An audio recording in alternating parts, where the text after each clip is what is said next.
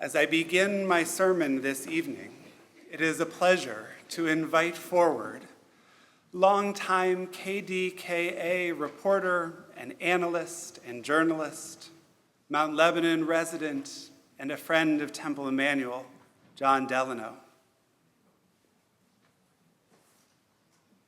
You wish he was giving the whole thing, but he's only helping with part of it.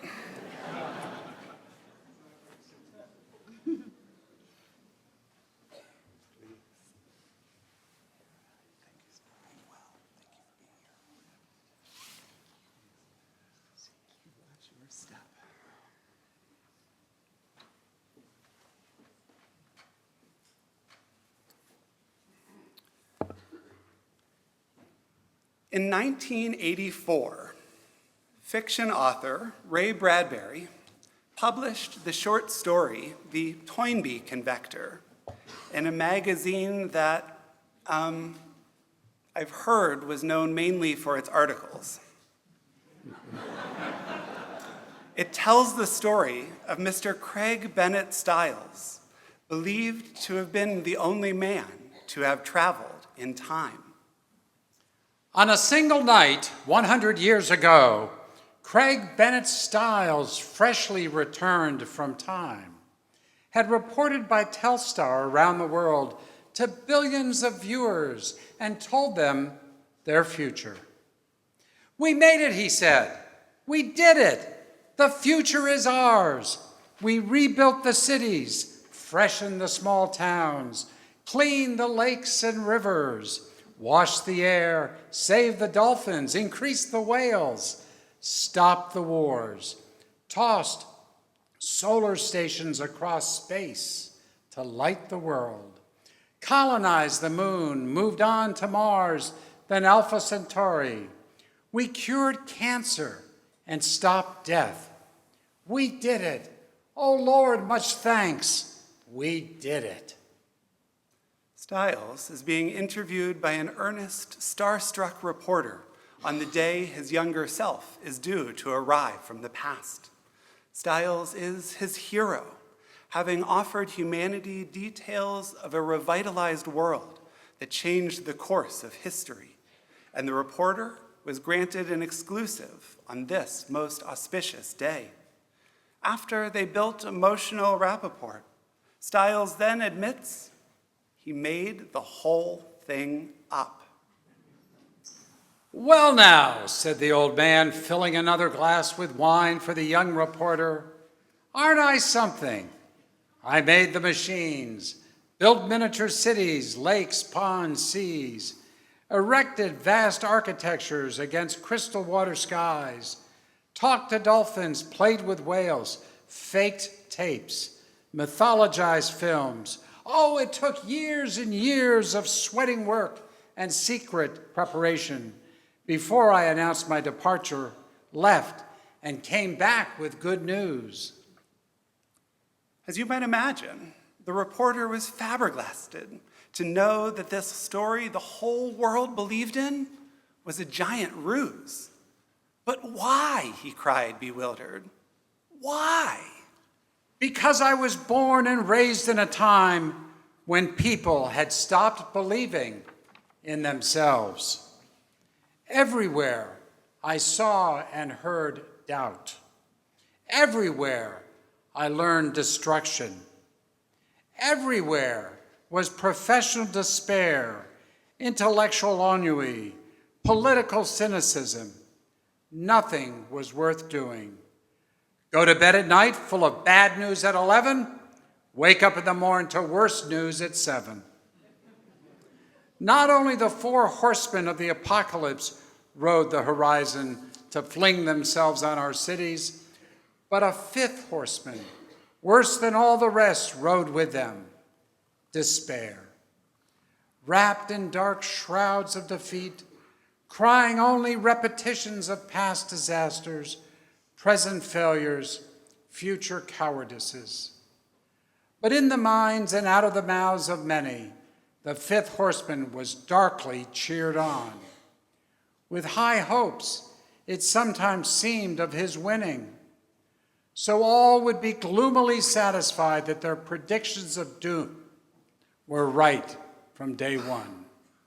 So the self-fulfilling prophecies were declared. We dug our graves and prepared to lie down in them. I had the pleasure of sitting with now retired Lutheran Bishop Kurt Kusserow at the installation of Pittsburgh's new Catholic bishop. As we were waiting for the program to start, Bishop Kusserow asked me about my personal vision for what will happen when this world ends. What will happen? He asked in a very pointed fashion. I appreciated his apparent distaste for small talk. But I had to answer honestly that I hadn't thought about it beyond what I knew about traditional Jewish thinking.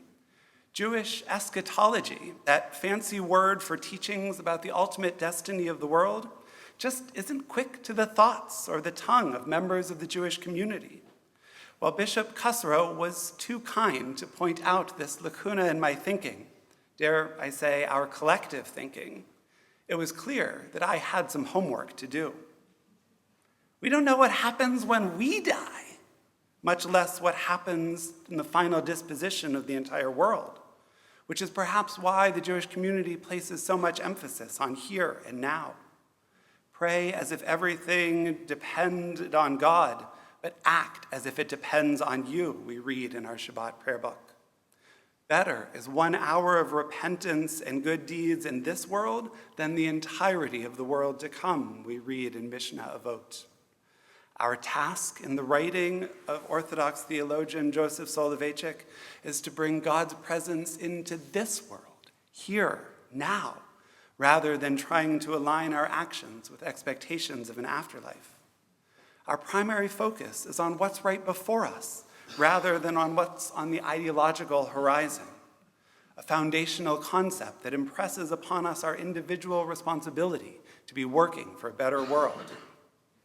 And when we do think about what comes next, about what happens when this world ends, we're faced with seemingly contradictory texts. Tanakh, the Hebrew Bible, is filled with peaceful visions of a wolf lying down with lambs, or punishment for past transgressions, or an ingathering of the exiles. It's confusing. To our modern ears, it's unrealistic. And it's easier to keep our focus on what is right in front of us rather than messianic times and an uncertain, seemingly impossibly distant future. But in a world that feels as if it is bouncing from crisis to unresolvable crisis, when we're looking at only what is immediately before us, we can begin to question whether our actions make a difference.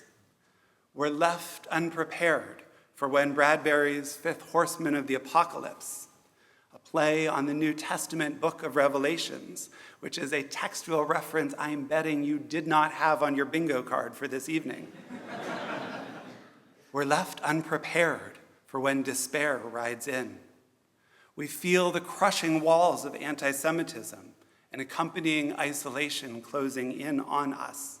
We feel powerless to stand up for our neighbors, powerless to stand for our beliefs and our values. We feel scared to differentiate ourselves for fear that we might stand out and face punitive consequences.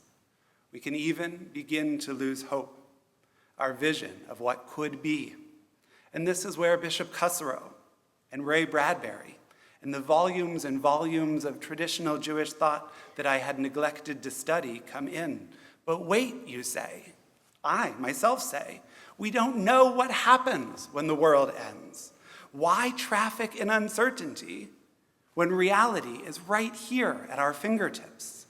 You see the point, don't you, son? Life has always been lying to ourselves. As boys, young men, old men, as girls, maidens, women, to gently lie and prove the lie true. To weave dreams and put brains and ideas and flesh and the truly real beneath the dreams. Everything finally is a promise. What seems a lie is a ramshackle need wishing to be born. A vision of the future given by the prophet Isaiah or a fictitious time traveler, helps us to keep our eyes out on the horizon rather than on our belly buttons or the muck through which we trod. It gives us hope, not that someone else will save us, but that we ourselves can continue not only to dream big, but to act in ways that make those dreams come true. The vagaries of Jewish eschatology don't make them lies, but challenges, promises to ourselves and our future that we have to will into existence. So allow me to ask Bishop Cussero's question to each of you. What happens when this world ends? If you find yourself drawn to a vision of a peaceful pastoral future, a return to happiness in the Garden of Eden, wolves lying down with lambs, children unharmed in proximity to danger, then you might feel a continual tug in your heart to be working toward that future, regardless of the Gordian knot before us. Through small, personal acts of peace, we work toward that future. By choosing forgiveness when anger would be easier, we work toward that future. By extending kindness where suspicion might otherwise take hold, incrementally, slowly, we build that future. Through small, attainable actions, we can marry our sense of individual responsibility with Isaiah's vision, our vision, of a moral ideal that can hold firm even in the face of despair. And if, when you look out to the horizon, you see punishment for past deeds and a rebalancing for injustices done, then you might feel a persistent pull to make sure that harm is not ignored or forgotten, but also not confused with cruelty. You can work to bring about that future through personal acts of integrity, like taking responsibility, admitting when we are wrong, and working tirelessly to make amends. Through communal involvement, insisting that justice be upheld with compassion and that our leaders are responsible for their words and deeds, and ensuring that wrongdoing never has the last word. These actions marry our sense of individual responsibility with a prophetic call for justice, which heals rather than continues to wound. And finally, if you find yourself drawn to the idea that the eschatological distant future is an ingathering of exiles, then you owe it to your own ideology to be working tirelessly to create spaces of belonging, welcoming the stranger, lifting up the vulnerable, ensuring that everyone is loved as you yourself wish to be loved. Each time we gather in those scattered on the margins, we bring a vision of this third ideal a bit closer to ourselves. We bring redemption and the prophetic dream closer. Quickly now, it's up to you from here on. Mr. Craig Bennett Stiles told the young reporter in Ray Bradbury's Toynbee Convector. The reporter left his presence, stepping into an elevator, Bradbury writes, lifting him up into a bright continent, a future land, a wondrous and surviving planet that one man with one lie had created. I still don't have an answer for Bishop Cussero. What happens, he asked, when this world ends?